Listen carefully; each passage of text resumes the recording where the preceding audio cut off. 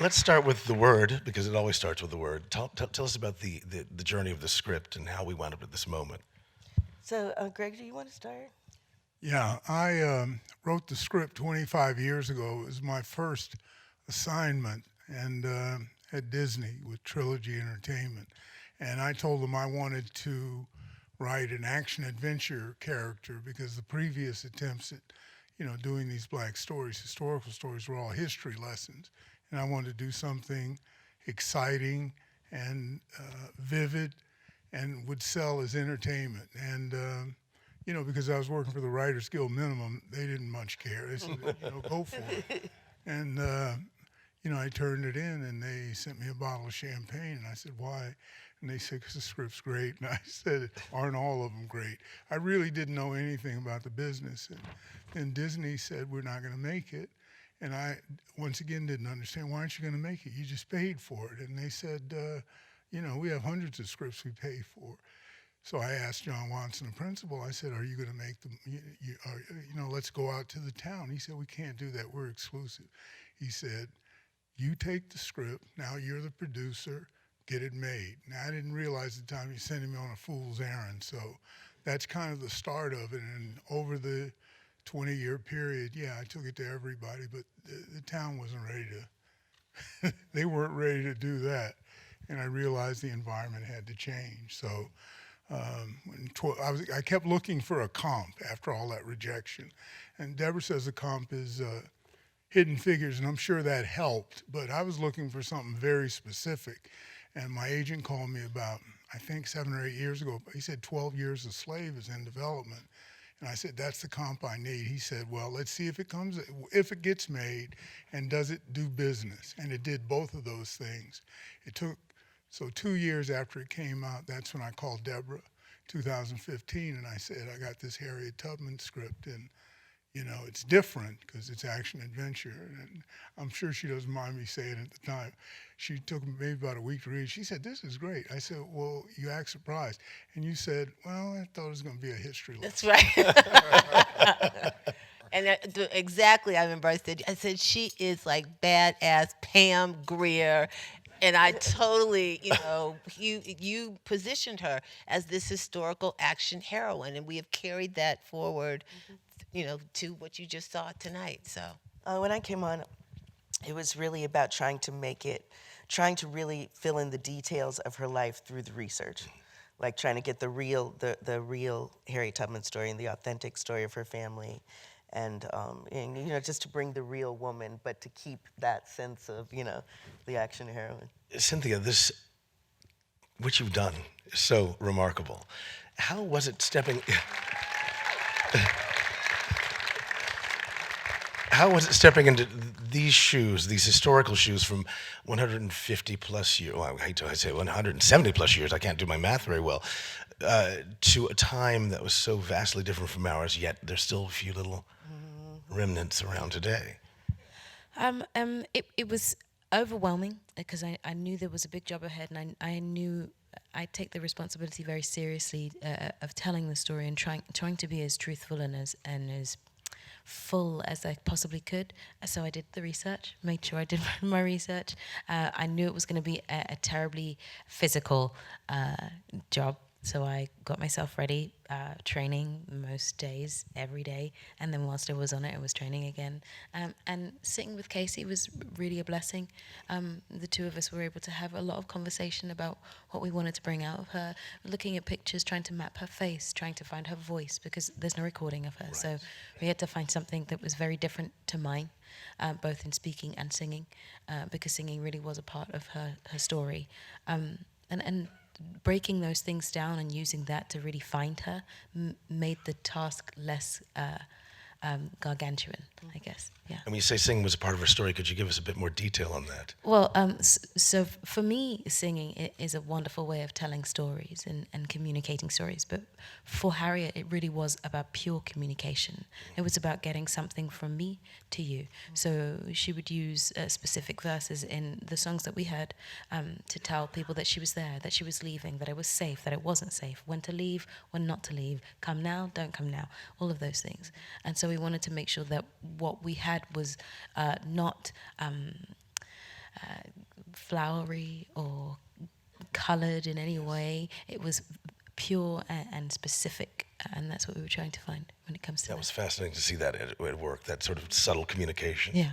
Yeah, I mean, I think it's super important to the story, and it's super important to understanding the movement of resistance Yes. in stories about enslaved people. I mean, that this was a very sophisticated form of communication. It wasn't merely comfort, or it wasn't merely taken. The overseers thought that the slaves were happy when they were singing, but in fact, there was a very sophisticated communication going on, and so we really wanted to talk about that because it was so much a part of Harriet's story. And Joe, for you, what were the challenges of inhabiting such a conflicted character, somebody who's embodying really all of the twisted contradictions of slavery, in a sense? Yeah, he's a bastard. He's a complicated bastard.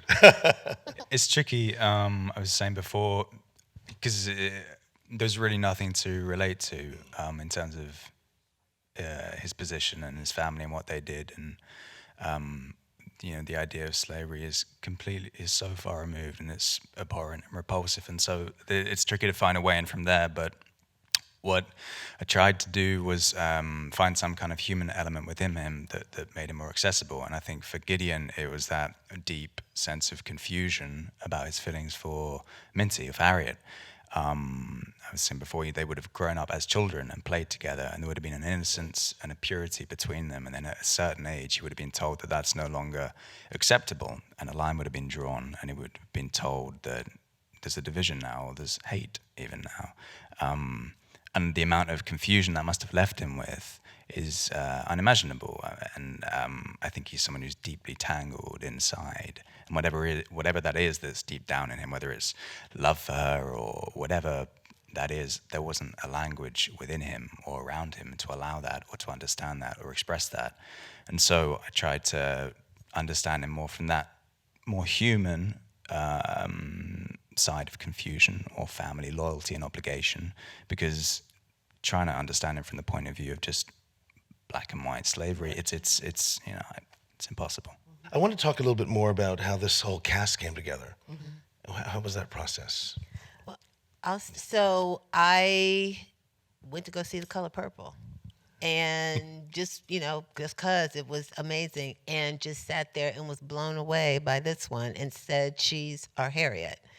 And met her. We met like a week later at the Mandarin Oriental in the Sky Lounge, and you guys know Celie is humble and plain, and this woman walked in, looking fabulous, hair, confident, and I was like, she's Harriet. I mean, it just, because casting is everything.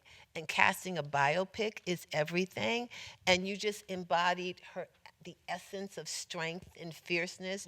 You are petite, but you are 10 feet tall. And as everybody met her, Greg went to go see the play, and everybody's like, "Oh yeah, done. We're done. So it just happened.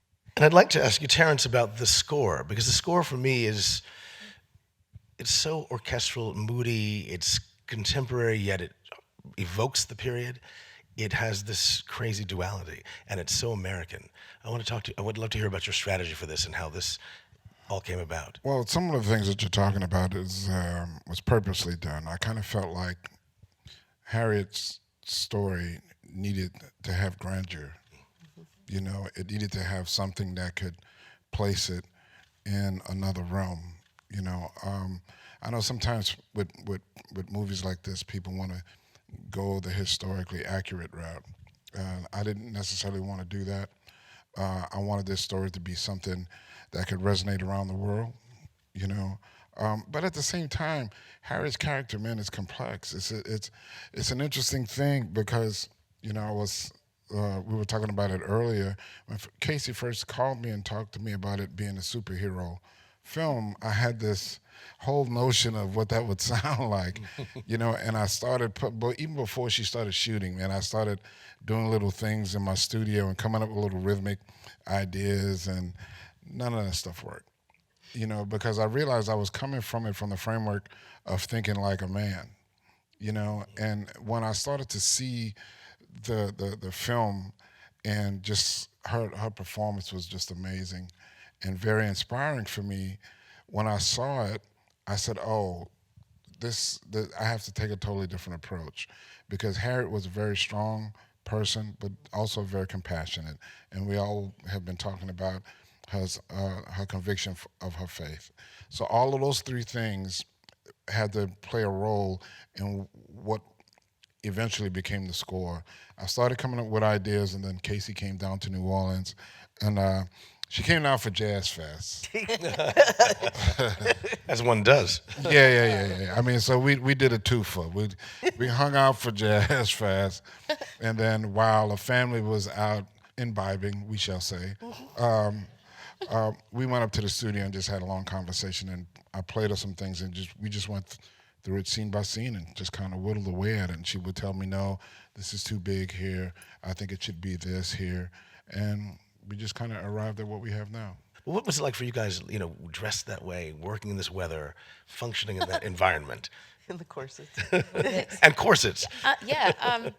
It was definitely a challenge for me because I was a lot of the the stunts I was doing on my own. I did my stunts bar one, so it meant that I was handling corsets and petticoats and other things with really cold weather and mud and rain and.